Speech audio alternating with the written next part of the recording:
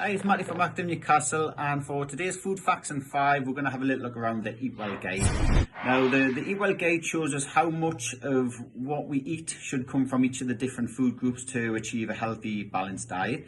Now, it doesn't say that every meal needs to be like this, in this proportion. What it is saying is towards the end of a couple of days, the end of a week, if we can replicate the food groups, then we're on the right track.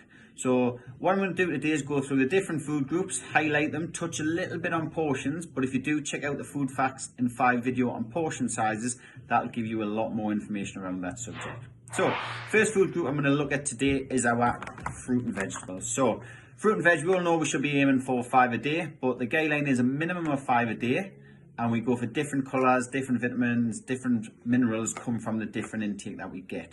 So if it's fresh, frozen, tinned, dried, it all juiced even, it all counts towards our 5 a day. It all counts towards our intake.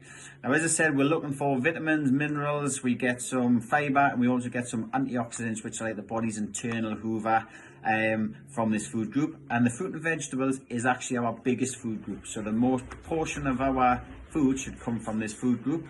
And also it's a great food group to take in some of the snacks, as we talked about in the snacking video. So next food group we just want to touch upon is our carbohydrates. So it is things like potatoes, cereals, rice, bread.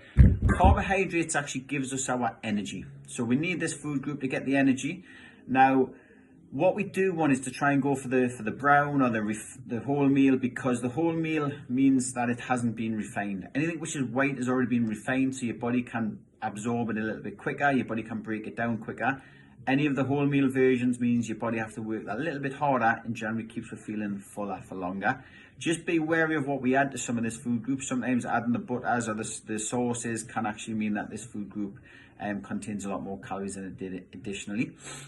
But it is important, especially if we're looking to do more exercise, we want to keep the energy levels up. So try and get some form of carbohydrates with each one of our main meals. Moving on then, the next food group I'm going to have a touch upon is our meat, fish, eggs and alternatives. So what we do get from this food group is our source of protein.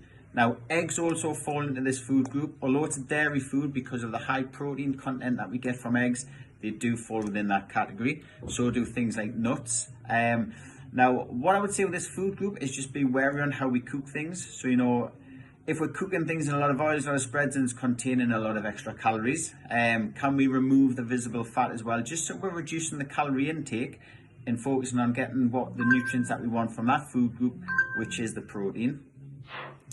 Food group starting a little bit smaller as we're moving around. I'm going to move on to our next food group, which is the dairy food group. So things like milk, cheese, yogurts falls within this food group. Now, milk, different types of milks don't differ in the calcium. They differ in the amount of fat. So we have full fat, semi-skimmed, skimmed. If we can try and go semi-skimmed or below, then great, because we're getting the calcium, the nutrient that we want, and we're not taking in the additional calories from the fat intake. Cheese is a great source of calcium, but again, cheese is very high in fat. So just be wary, look for some of the reduced fat or grate it. Grating cheese generally spreads it a little bit further. And don't assume all yogurts are healthy. Some yogurts can be very high in fat. So have a look at the food labels video that we've done. A lot of these videos tie in together. So moving around, and we have the smallest food group is actually our oils and spreads. So what we cook and what we possibly spread onto some of the foods. Now this food group used to contain a lot of the junk food. It used to be called fats and sugars, but it is now solely oils and spreads. And we should be having a small amount of this. It's actually 0 to 2 portions that we look for from this food group. So just be wary, because it contains a lot of fat, but certain vitamins around the body can only be transported in fat, A, D, E and K. So your body does need some form of fat. We just need to be a little bit wary of how much we have, because the calories can start to shoot up quite quickly. Now, the one food group I haven't mentioned, or the one type of food, is our junk food, comfort food, whatever you like to call it. So we have things like, French fries, chocolate, biscuits, crisps. All of these foods fall within this food group, and the guidelines, the advice is really vague. What it says is, can we have this food group not as often, in smaller amounts, and less frequent. So if we are doing that, that means we are reducing the calories, we're cutting down on those so-called junk food, comfort food, or foods that we maybe snack on, can we swap them for some of the other foods from the fruit and vegetables so that we can get the food groups representing how they should? So that is a quick guide of the Eatwell guide. Now, as I said, not every meal needs to look like this, but if we can start to follow these little tips, little ideas to get the proportionally looking similar, then we're on the right track. So keep an eye out for the other videos because a lot of them tie in. Thank you.